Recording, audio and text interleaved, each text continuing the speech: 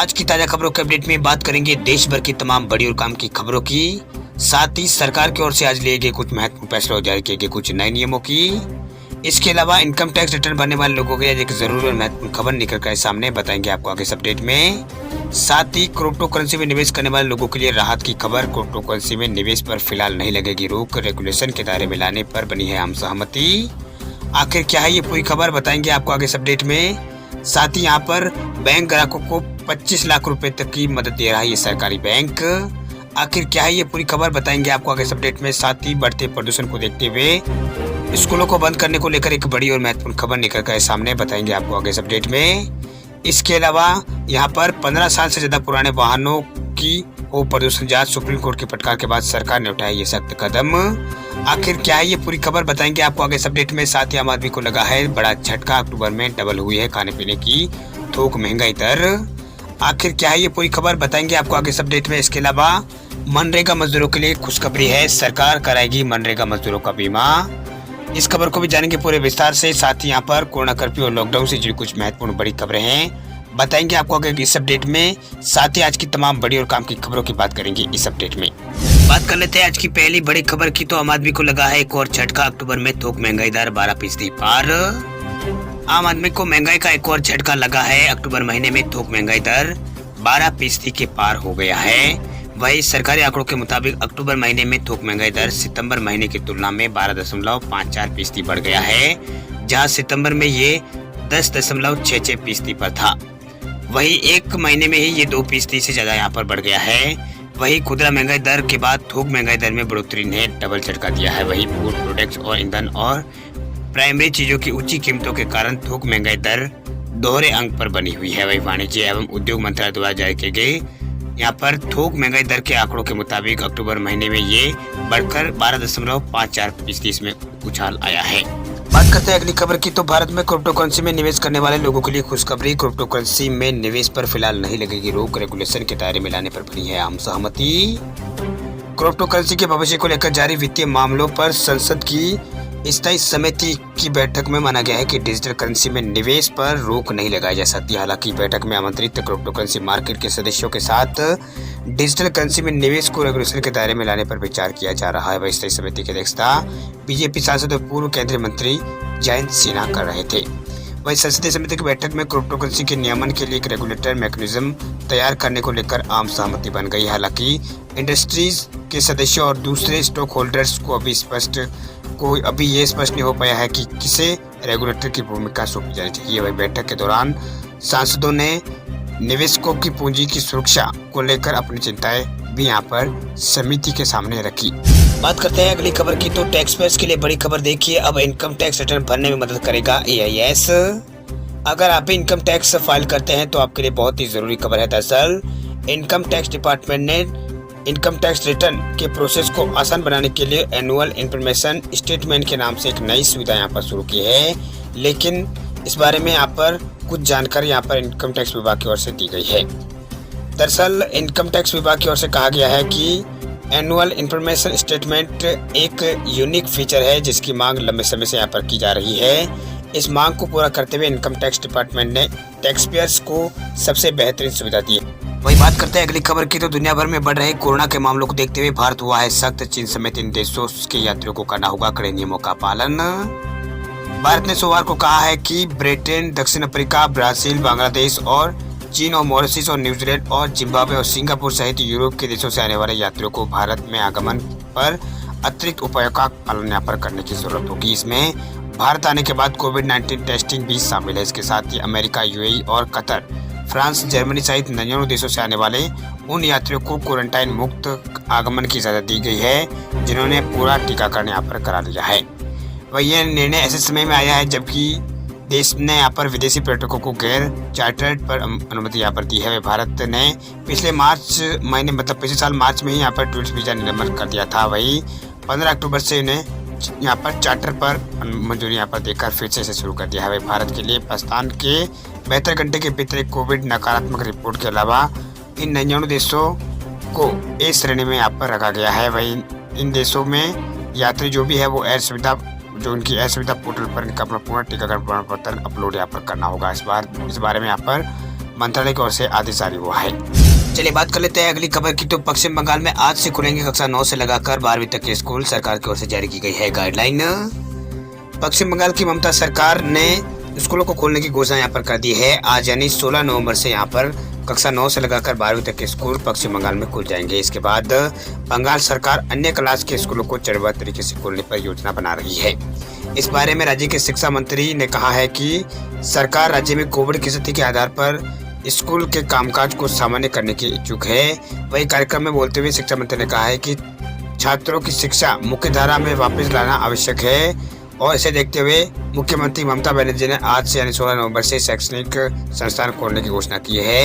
हम कक्षा 9 से लगाकर 12वीं तक के छात्रों के साथ इसकी शुरुआत कर रहे हैं। बात कर लेते हैं अगली खबर की। तो बिहार में मनरेगा मजदूरों के लिए खुशखबरी। सरकार कराएगी मनरेगा मजदूरों का बीमा, परिवार को मिलेगा लाभ।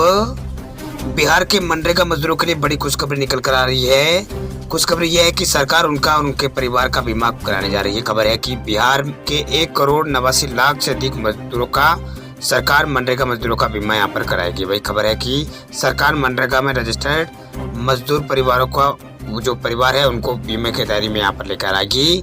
वही इन सभी का जीवन बीमा और स्वास्थ्य बीमा सरकार की ओर से कराया जाएगा। बताया जा रहा है कि उन मजदूरों में 40,67,000 महिला मजदूर शामिल है। बताया जा रहा है कि कोरोना काल में मनरेगा मजदूरों के समक्ष समझते हुए सुरक्षा संबंधी दिक्कतों को देखते हुए ग्रामीण विकास विभाग ने ये निर्णय यहाँ पर बिहार के अंदर लिया है।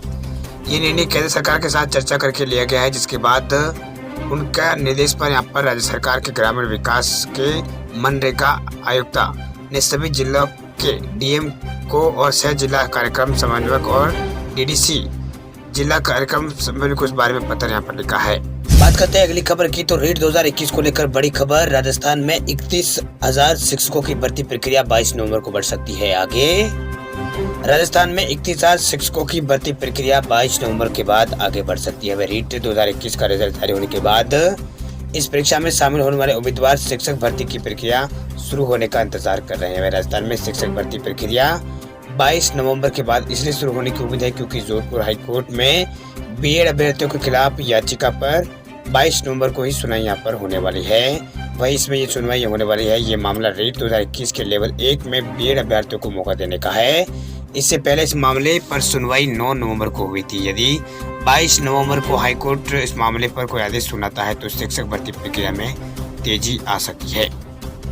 वही जोधपुर हाईकोर्ट में याचिका बीएसटीसी अभ्यर्थियों ने यहाँ पर की है। वही उनकी मांग है कि रीट लेवल 1 की भर्ती प्रक्रिया में बीएड धारियों को बाहर किया जाए। वही रिपोर्ट के अनुसार 9 नवंबर को हुई सुनवाई में राज्य सरकार ने हलफनामा दायर करके कहा है कि लेवल 1 के पदों के मुकाबले पर्याप्त संख्या में बीएसटी अभ्यर्थी मौजूद है।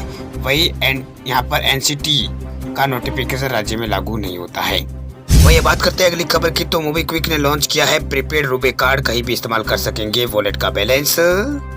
ई वॉलेट की सुविधा देने वाली देश की सबसे बड़ी कंपनियों में से एक मोबीक्विक ने एक prepaid card MobiKwik RuPay card यहाँ पर लॉन्च किया है। वही कंपनी ने इस निःशुल्क प्रीपेड कार्ड के लिए national payment corporation of India यानी एनपीसीआई और एक्सिस बैंक के साथ हाथ मिलाया है। इस कार्ड को उन सभी मर्चेंट वेबसाइटों पर इस्तेमाल किया जा सकेगा जो रुपे कार्ड को स्वीकार करते हैं।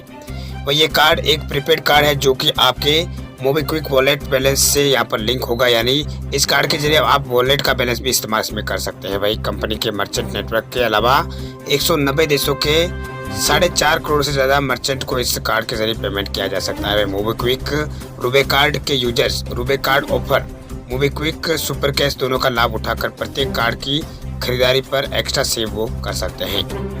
वही ये 16 अंकों का एक रुपे कार्ड होगा जिसमें एक्सपायर डेट और सीवीवी नंबर होंगे। इस कार्ड के जरिए आप अपने वॉलेट बैलेंस को हर जगह इस्तेमाल कर पाएंगे जहां रुपे कार्ड के जरिए पेमेंट किए जाते हैं। अगर कोई ऑनलाइन मर्चेंट जो मोबीक्विक वॉलेट से पेमेंट नहीं लेते हैं वहां डेबिट और क्रेडिट कार्ड का ऑप्शन सिलेक्ट करना होगा और मोबीक्विक रुपे कार्ड का 16 अंकों का नंबर और एक्सपायरी डेट और सीवीवी डालकर पेमेंट करना होगा।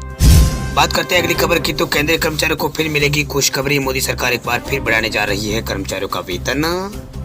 केंद्रीय कर्मचारियों को हाल में ही सरकार ने तोहफा दिया है। वही केंद्र सरकार ने पहले 18 महीने से महंगाई भत्ते पर लगी रोक को हटा लिया था। इसके बाद सरकार ने महंगाई भत्ते में 3% की बढ़ोतरी भी यहाँ पर और की है, यानी महंगाई भत्ते को कुल बढ़ाकर 28 से बढ़ाकर 31% कर दिया गया है। सरकार ने केंद्रीय कर्मचारियों को ये तोहफा देकर उनकी सैलरी में बड़ी बढ़ोतरी की है। अब एक और बढ़ोतरी होने की तैयारी शुरू हो गई है। सरकार एक और तोहफा कर्मचारियों को देने वाली है। दरअसल दिवाली से ठीक पहले केंद्रीय कर्मचारियों के महंगाई भत्ते में बढ़ोतरी कर उनकी सैलरी में तो यहाँ पर बढ़ोतरी हो गई है। अब एक और भत्ता यहाँ पर बढ़ाने की तैयारी में सरकार है। दरअसल सरकार केंद्रीय कर्मचारियों के हाउस रेट अनाउंस यानी HRA में बढ़ोतरी यहाँ पर कर सकती है। भाई मीडिया रिपोर्ट की माने तो सरकार जल्द कर्मचारियों का HRA में बढ़ोतरी की घोषणा कर सकती है। उम्मीद की जा रही है कि सरकार नए साल में हाउस रेट अनाउंस में बढ़ोतरी को यहाँ पर लागू कर सकती है। जो बढ़ोतरी करेगी वो सरकार इसमें लागू कर सकती है। बात करते हैं अगली खबर की, तो बैंक खाताधारकों के लिए खुशखबरी, ग्राहकों को 25 लाख रुपए की मदद दे रहा है पंजाब नेशनल बैंक। देश का दूसरा सबसे बड़ा सरकारी बैंक पंजाब नेशनल बैंक अपने ग्राहकों के लिए 25 लाख रुपए की वित्तीय मदद की योजना लेकर आया है। वही PNB ने इसे वित्तीय मदद को PNB तत्काल योजना का नाम यहाँ पर दिया है। वही PNB तत्काल योजना के तहत बैंक अपने ग्राहकों को कैश क्रेडिट कार्ड के साथ साथ टर्म लोन के रूप में यहाँ पर वित्तीय मदद मुहैया कराएगा। इस योजना के अंतर्गत PNB के ग्राहक 1 लाख रुपए से लेकर 25 लाख रुपए तक की वित्तीय मदद का लाभ उठा सकते हैं। वहीं पंजाब नेशनल बैंक ने रविवार को अपने आधिकारिक ट्विटर अकाउंट से इस योजना के बारे में जानकारी दी। वही PNB ने ट्विटर पर लिखा है कि PNB तत्काल योजना के तहत कैश क्रेडिट कार्ड और टर्म लोन के रूप में पाए वित्तीय मदद। वही बताते चले कि पंजाब नेशनल बैंक की ये सुविधा केवल उन ग्राहकों को दी जा रही है जो अपना कोई नया बिजनेस यहाँ पर शुरू करना चाहते हैं या फिर बिजनेस को बड़ा करना चाहते हैं। इस योजना को शुरू करने का मुख्य उद्देश्य ग्राहकों को बिना किसी परेशानी के वित्तीय मदद पहुंचाना है। वही PNB तत्काल योजना के तहत कैश क्रेडिट और टर्म लोन के रूप में यहाँ पर पाए वित्तीय मदद, ये यहाँ पर बैंक की ओर से ट्वीट के बारे में कहा गया है।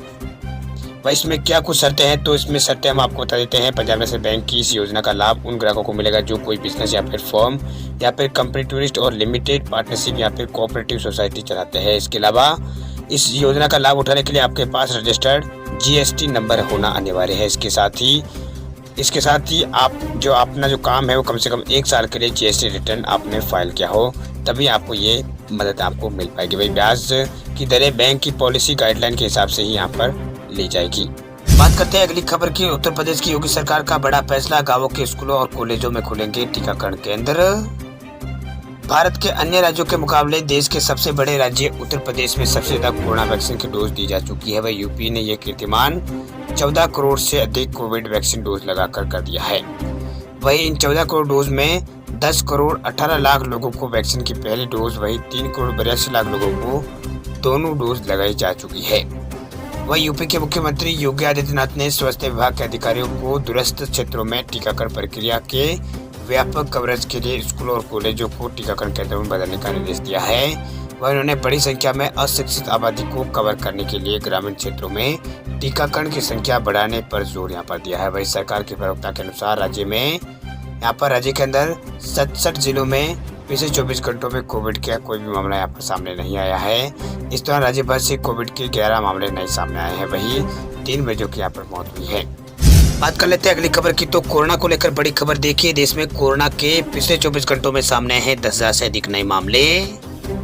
देश में कोरोना वायरस संक्रमण के मामलों में अब गिरावट का दौर है वो यहाँ पर लगातार जारी है। वही देश में एक दिन में 10,229 कोरोना वायरस संक्रमण के मामलों की पुष्टि होने के बाद कोविड-19 महामारी के मरीजों की संख्या बढ़कर भारत में 3 करोड़ 44 लाख पार हो चुकी है, जबकि उपचाराधीन मरीजों की संख्या घटकर 1,34,000 आ गई है, जो कि पिछले 523 दिनों में सबसे कम है। वही केंद्रीय स्वास्थ्य मंत्रालय की ओर से जारी किए गए आंकड़ों के मुताबिक 125 और मरीजों की मौत होने के बाद मृतकों की संख्या भारत में 4,63,000 पार हो चुकी है। वहीं कोरोना वायरस संक्रमण के नए मामलों में दैनिक वृद्धि जो पिछले 38 दिनों से 20,000 से कम है, वो अब लगातार 141 दिनों में दैनिक मामले 50,000 से कम भारत में आ रहे हैं। वही स्वास्थ्य मंत्रालय ने बताया है कि उपचाराधीन मरीजों की संख्या घटकर अब भारत में 1,34,096 हो गई है। वही संक्रमितों की कुल संख्या का ये 0.39% है। ये मार्च 2020 के बाद सबसे कम कोविड की केस है। वही उबरने की दर यानी रिकवरी रेट भारत में 58.26% दर्ज की गई, जो कि मार्च 2020 के बाद सबसे ज्यादा है।